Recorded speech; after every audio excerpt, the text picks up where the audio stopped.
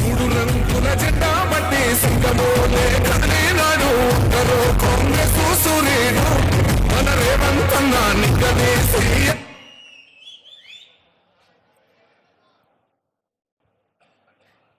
మిత్రులారా, ఈరోజు ఒక మంచి ఎకో టూరిజం పార్క్ను ప్రారంభించడానికి, ఎకో టూరిజంను ఒక మంచి పర్యాటక కేంద్రంగా, వ్యాపార దృక్పథం కాకుండా ఒక పర్యాటక క్షేత్రంగా తయారు చేసి రామ్దేవ్ గారు దాదాపుగా 25 సంవత్సరాల తన అనుభవాన్ని, ఆదాయాన్ని ఈ 150 ఎకరాలలో ఒక మంచి పార్కును ఏర్పాటు చేసి ఈ కార్యక్రమం ప్రారంభోత్సవానికి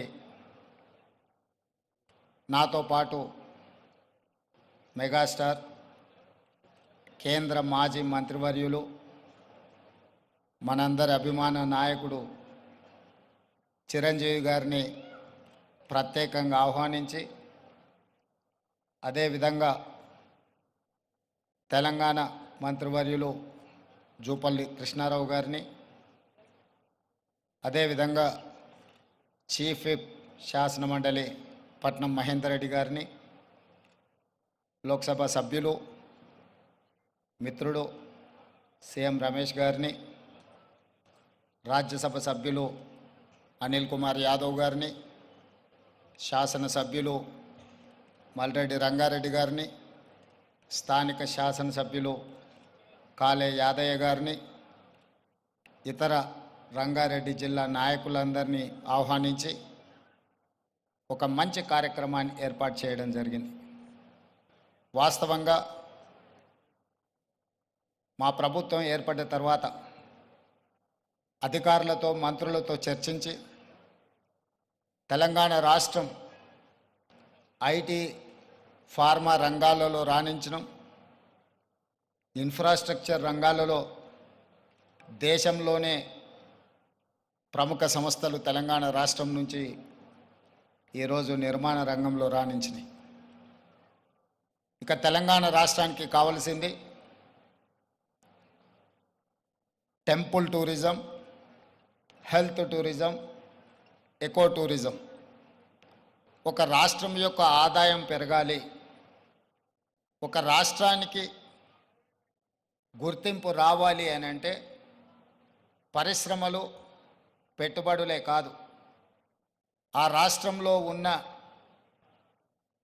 టెంపుల్ టూరిజం, ఎకో టూరిజమే ఆ రాష్ట్రం యొక్క ఆదాయాన్ని పెంచడమే కాకుండా రాష్ట్రం యొక్క గుర్తింపు, గౌరవాన్ని కూడా పెంచుతుంది.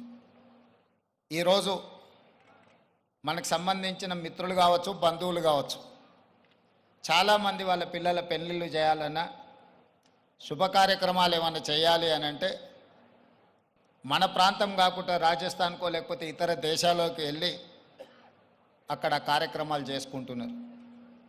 దానికి ప్రధానమైన కారణం ఆ ప్రాంతంలో ఉండే టెంపుల్ టూరిజం, అదేవిధంగా ఎకో టూరిజం. వీటితో పాటు ఎవరిని కదిలిచ్చినా మన వాళ్ళని బెంగళూరు జిందల్లో జాయిన్ అయినని కొంతకాలము అని చెప్పి చెప్తూ ఉంటారు.